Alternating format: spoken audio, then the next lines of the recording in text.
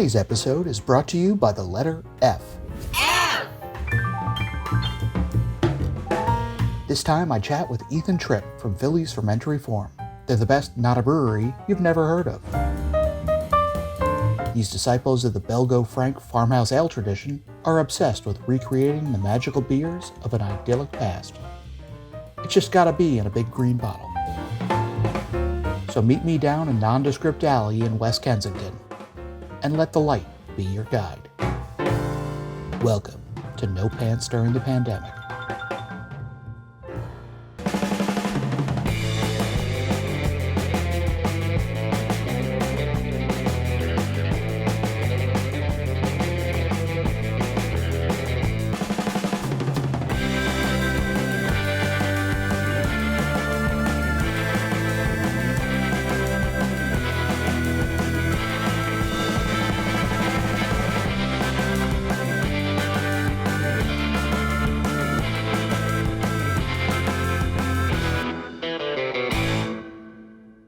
Hi, I'm Kevin Brooks, and this is No Pants During the Pandemic.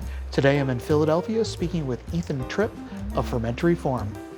Hey Ethan, how you doing? I'm good, dealing with the weird times that we're in, like anyone else. The million-dollar question, Ethan, is who are you? Ethan Tripp. I'm one of the owners and the brewer blender at Fermentery Form. How many owners are there of Fermentery Form? There's three of us. It's myself and old friends, Scott and Matt. We've known each other for, I think it's more than 25 years at this point. Started off in music and that transitioned to beer. And when it came to opening this, we were all kind of thinking that something like this would be a cool idea. And it really just happened organically. Why don't you tell us a little bit about, a little of your background? I was a home brewer. I was working in pharmaceutical marketing of all things. That's actually where I got kind of bit by the bug. A friend of mine knew I was into beer and he's like, this is really easy to do. And so I started messing around a bit. That kind of turned into full-blown obsession, and I was already into a lot of Belgian beer, a lot of mixed fermentation and wild beer. So that became a component pretty early on. And it was just kind of that pursuit getting bigger and bigger and more complicated over time until finally we were getting a good enough feedback on the beers that something like this seemed like it might be possible. So kind of all led this way and went for it, and here we are. You're in the West Kensington neighborhood of Philadelphia. Why'd you pick here? It was mostly because it was one of the factory areas of Philadelphia. So zoning's going to be good for a brewery, facilities are going to be good, and it's just a matter of finding the right little nook someplace. When we first walked into this place, I'm like, this is weird, but it's kind of really cool because we're off the beaten path a bit, kind of sheltered from the goings on in the street. You have to sort of know to find us. And when you walk in the door, it's the last thing you're expecting to see in like a very sort of like factory neighborhood, What was the building? The most interesting historical use was, it was an old fabric dyeing shop. In the next room over, where there's some sort of like terracotta tile, you can actually see splashes of like blue and green dye on the walls, because that room actually used to have an elevated platform with dye basins in the middle, and they were literally like dunking and dyeing stuff in there. What was the place like when you took possession of it? It was kind of very much like this, the aggregate concrete floor, the brick, a lot of the fixtures are original. It was just dirty and a lot of brick dust and hadn't been cared for very much in a long time. We basically just came in here and cleaned it up as best as we can, coated the floor, coated the walls, and put in some new lighting. I mean, that's basically it. We liked the aesthetic of the place, and it was pretty amazing seeing it pop once we got all the dirt off. You're not a brewery, you're a blendery. Yes. I don't think most Americans kind of will really know what it is. I'm sure beer geeks will, but why don't you say what a blendery is? Yeah, so for us, one of the most daunting things about starting a place like this was the sort of equipment issue of having to have all of this brewing gear in order to make wort for beers that take a long time to age, and so you're not getting the kind of instant return that you would get with a brew pub or something like that, where you're just banging out beers day one. You can put them on a week later and you can kind of roll on like that. We had to figure out how we can make slow beer and not lose our shirt on a really expensive system that we're going to have to spend years buying back. I had read a bit about some other breweries in the US that were essentially having wort contracted out at other places and then doing the fermentation, aging, blending all in a home facility. And I looked into it and it was legal here. So we started kind of like going in that direction, and before you knew it, we found breweries that were willing to partner with us. Kind of walk me through the process of them brewing to getting the beer here. For us, it means that a couple times a month we take a liquid shipping container out to a brewery. They make our recipe, whatever we're doing that time. We bring it back here, pump it into tanks or barrels, pitch our own yeast, and then all the rest of it is in-house here all the way through packaging. What places are brewing for you? We started off at St. Ben's. When they closed, we did a stint over at Evil Genius for a while. And then when Human Robot opened, they actually managed to get the original brewer who brewed our first beers, who was at St. Ben's at the time, back. And the prospect of being back on that system, which always felt like home to me, with the original brewer who I have a great rapport with and is an awesome brewer. The thought of that was just like, oh yeah, like this, we gotta go back. But having gone through 3 breweries is pretty cool because you see how things are different in this way or that way. And especially with the barrel aged beer, it's cool to have wort produced by a few different breweries in barrels for blending. What does the name Fermentery Form mean? I really wanted it to be something unique and kind of unexpected, also favoring short and punchy. But I wanted something that also could get you to sort of think about what we meant by it in a sense. I was really attached to this short word thing. I didn't want it to be, Kensington, Philadelphia brewery, right? I wanted something iconic. And we went through a whole bunch of stuff, and finally, for some reason, the word form hit me. And I liked it because, I have this design background. I'm still designing all the labels. Form as a concept is a nice, open thing to talk about. We're always talking about form at the end of the day. When you're talking about you like this Pilsner better than that Pilsner, you're talking about an aspect of form.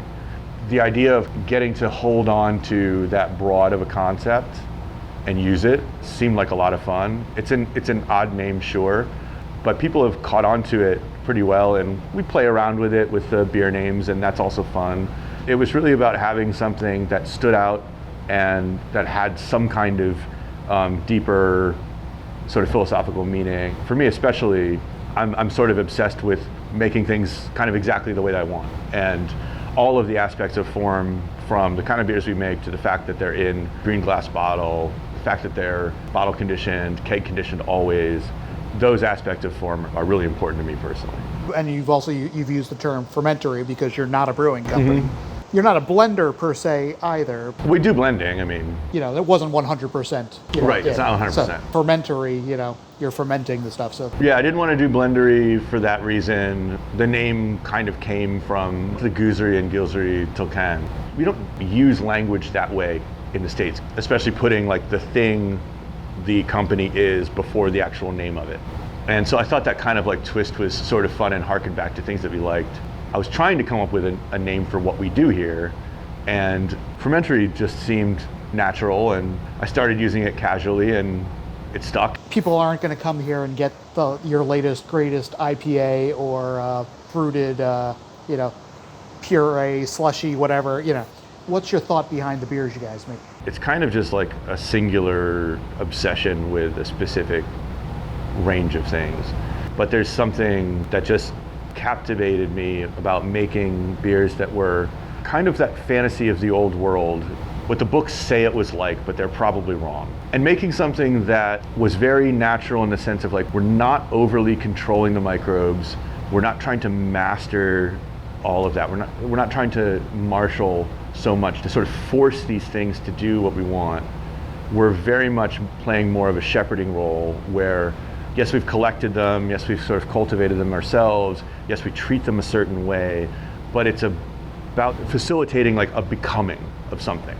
And that aspect of bringing something into being in a kind of more holistic, natural way, I just loved that philosophically, but also getting back into sort of the fantasy of what these old beers were like. I read a lot of old brewing texts and stuff, and you're always wondering what does stuff taste like, and you think about techniques and all that kind of stuff. And none of our beers are brewed to any reasonable style.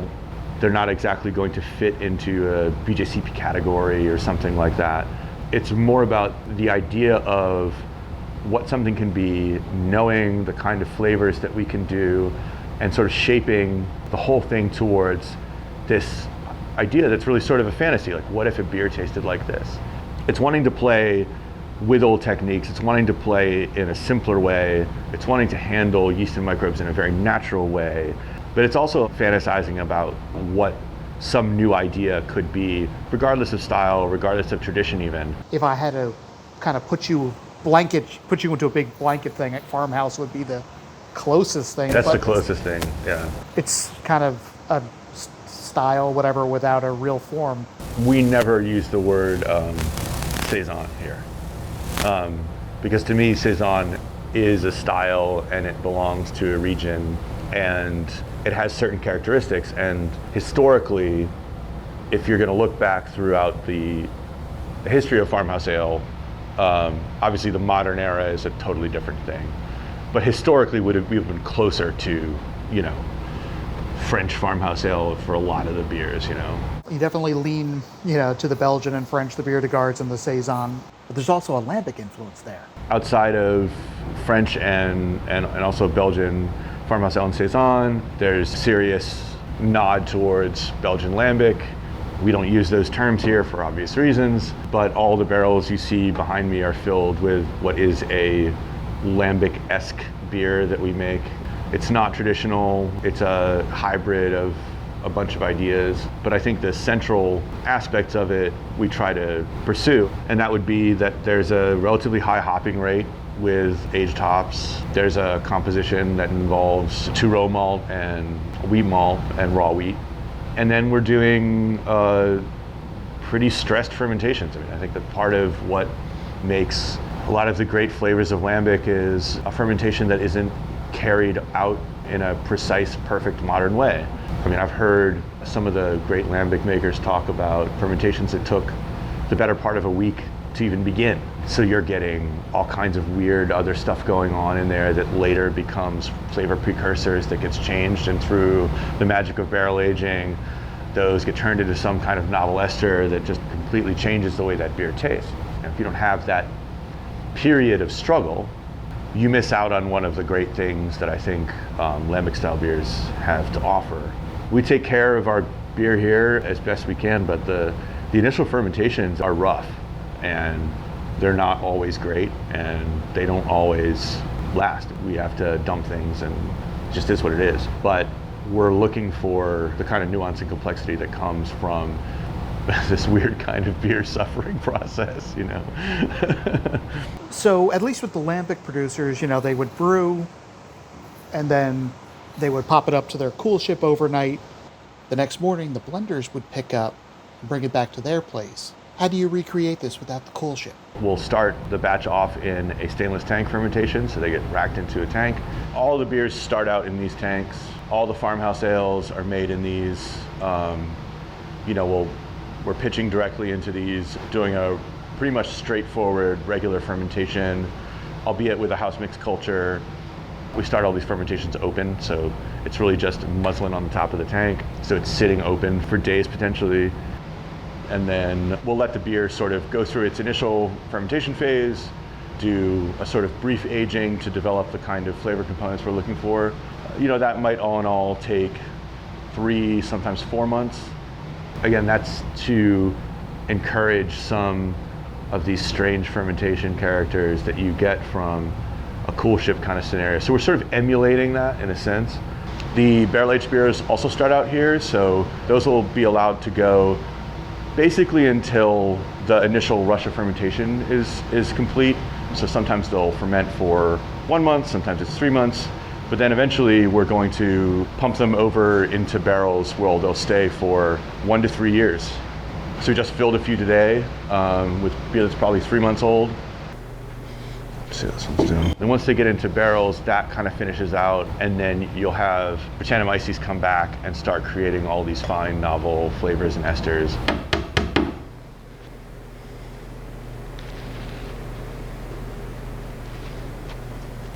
It's doing nicely.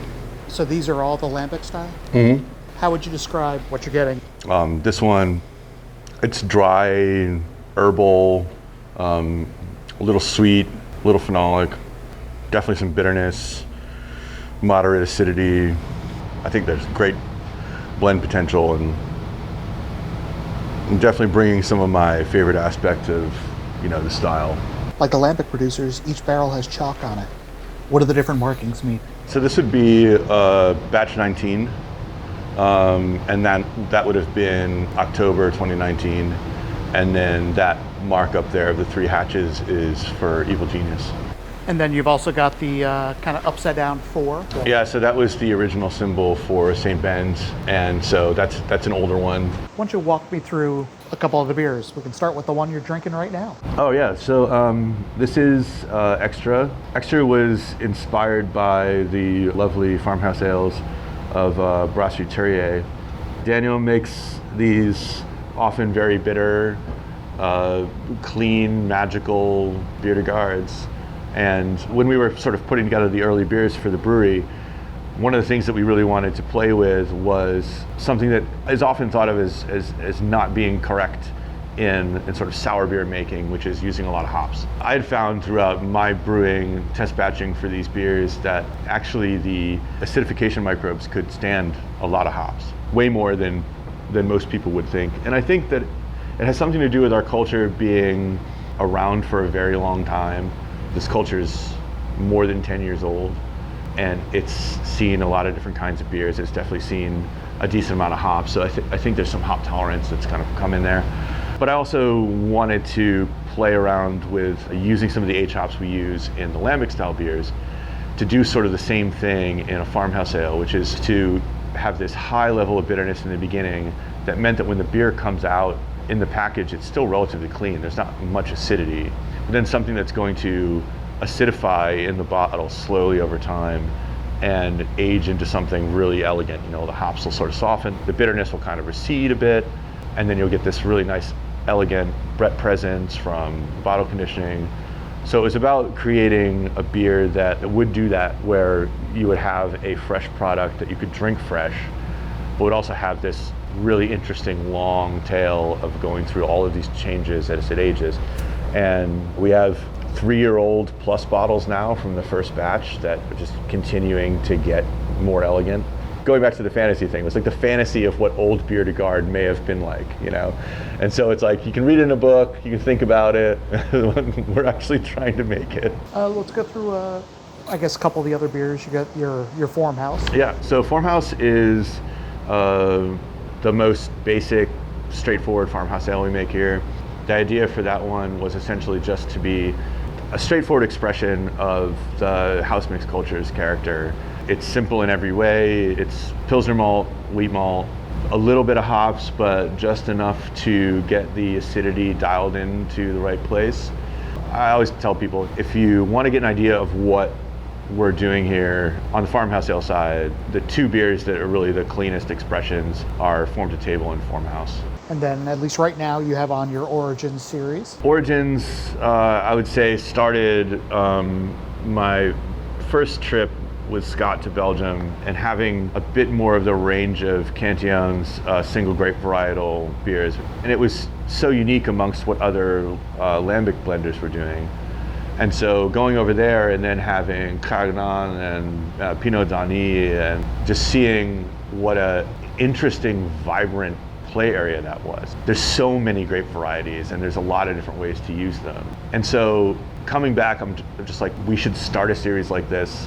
We'll pick a new grape varietal every time. We'll do it once a year, and we'll really try to pick something that we feel like matches our house culture and is going to bring a kind of new side to what we're doing. The current one is Sangiovese. It's really robust. It's got such nice pulpy red kind of character to it. It balances off of our base beer really nicely. And where do you get the grapes from? The grapes are all coming from Keystone Homebrew, and they're pulling in for their wine program grapes from all over the world. For me, it's variety first, and then where it's coming from second. We've used some American stuff. We've used some Washington. We've used some California. We've used some from Italy. But it's really about looking at flavor profiles and kind of figuring out what we want from there. We get cracked grapes delivered to us, and they're beautiful. Put them into the tank. Whatever's in the bucket goes in, whatever stems, if there's a leaf here or there, it's all going in. And usually about like a 2 to 3 month contact time. We do punch downs on them for flavor and color extraction, which is really helpful. It's a fun series. We're selecting our new grape variety right now, actually. So it should be out early next year. So Daniel Thierry was one of your inspirations. Who were some of the other brewers that inspired you? Obviously, the lambic makers in Belgium are a huge one. Cantillon was one of the first. I mean, it was something that you used to be able to get relatively easily here. So I drank a lot of classic goose. These days, I've really fallen for Aubercel and Girardin. As far as other breweries, ones that were along the way, De La Seine, Fantome's a big one, Alvin, also De Moulin, just another great brewery out there. Jester King was a big influence. The earliest sort of OG influence was Jolly Pumpkin, for sure. We were drinking those beers before we really even understood what on earth they were doing.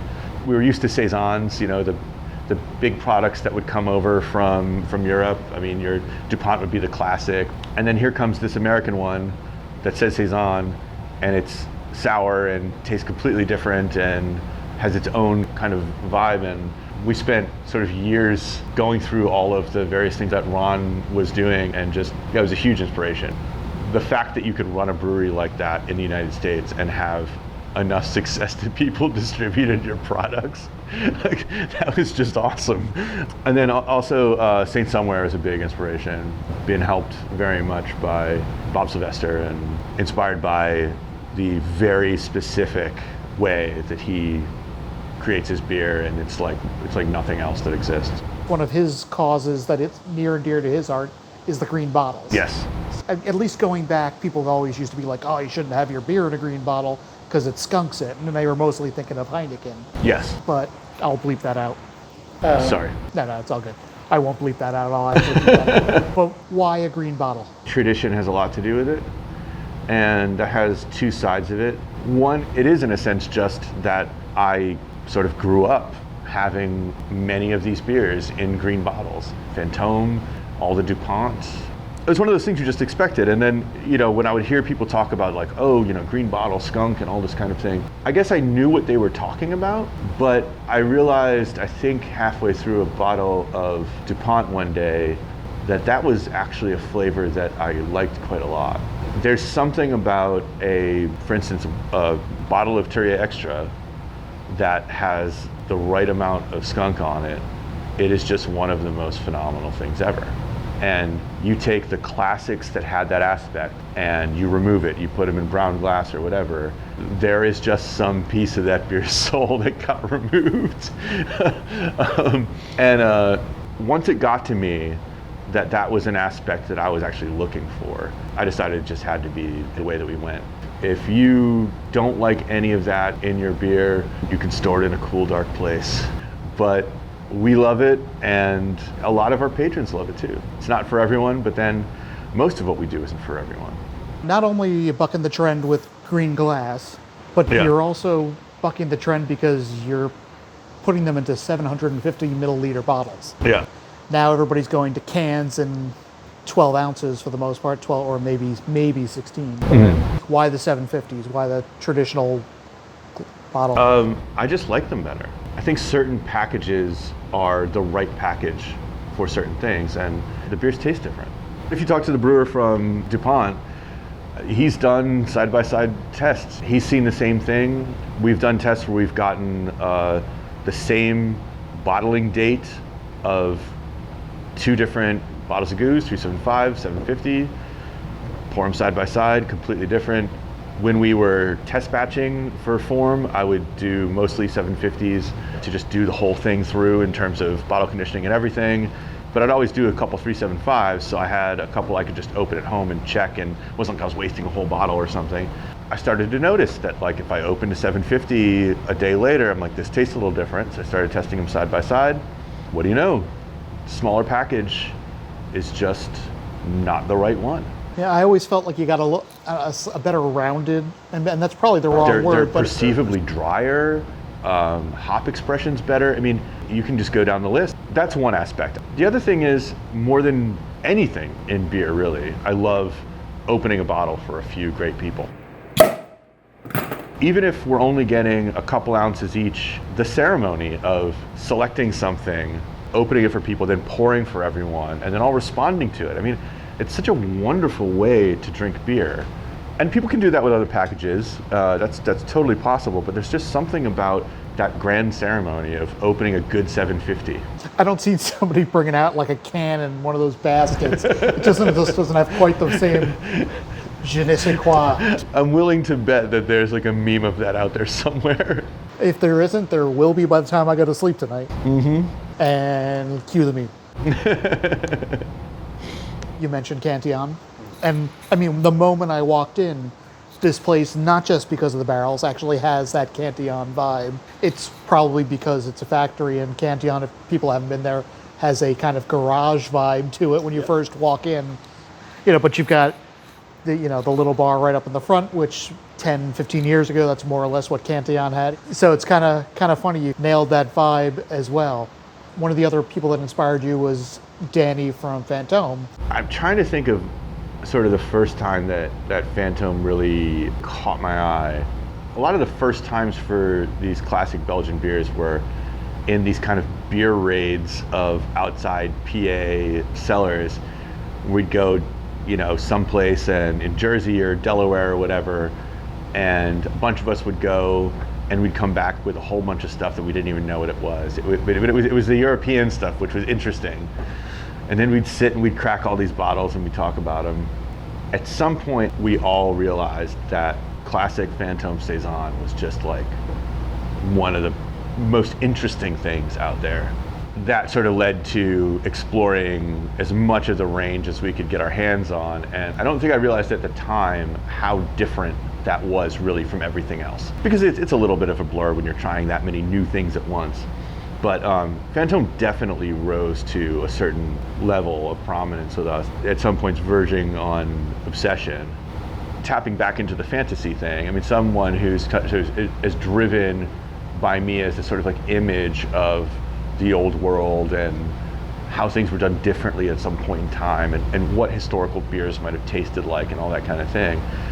Danny and Fantôme, the place, the brewery, is one of those things. I don't know how old that building is, but it's really old. One of the main doors out of the bar comes up to about the middle of my chest. It's dank and funky and weird, and half the building doesn't make any sense.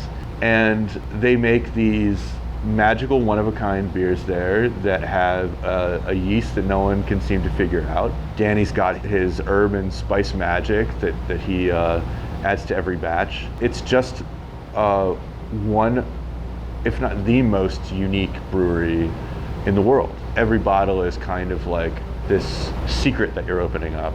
I mean, it's got incredibly high carbonation. It's got the green bottle, it's in the 750. It's got the funky art. And every one you open is a little different, even if it's one of the ones that you've had a bunch of times before. It's always going to be a special thing that kind of exists in that moment. And you got to brew with him. I can't remember exactly how the idea came about to approach him about brewing, but we had seen that there were a bunch of collabs happening. He's kind of in a bit of a collab run there. And I feel like it was Scott was saying like, oh, we should just like email him. We're planning to go to Belgium anyway. So I wrote him a nice message, and a day or so later he gets back to me, and he was basically like, oh, that sounds great. We're around. Talk to Mike, my assistant brewer, and Mike and I had a chat, and it all ended up working out. Although in a typical Fantôme way, We found out, I think the day before we left, that the day that we agreed upon was actually a day that Danny was busy. It happened to be the day that they were having some kind of classic car Grand Prix around Fantone. And it's an unmovable date. I mean, this is Danny's big day with all his car buddies. So we had to last minute shift our schedule around to do it on the Friday instead of the Thursday. It was everything I'd hoped for. Danny's wonderful, so hospitable, so interesting. The place itself, the area it's in, all the history around there, just the visible history, even just being in the building. It's one of those things that you wonder how it exists. It's just a magical place. And we brewed a beer there together that was an amber farmhouse with some really nice cacao that we brought, and Danny's special spice magic, and we're pretty excited about it.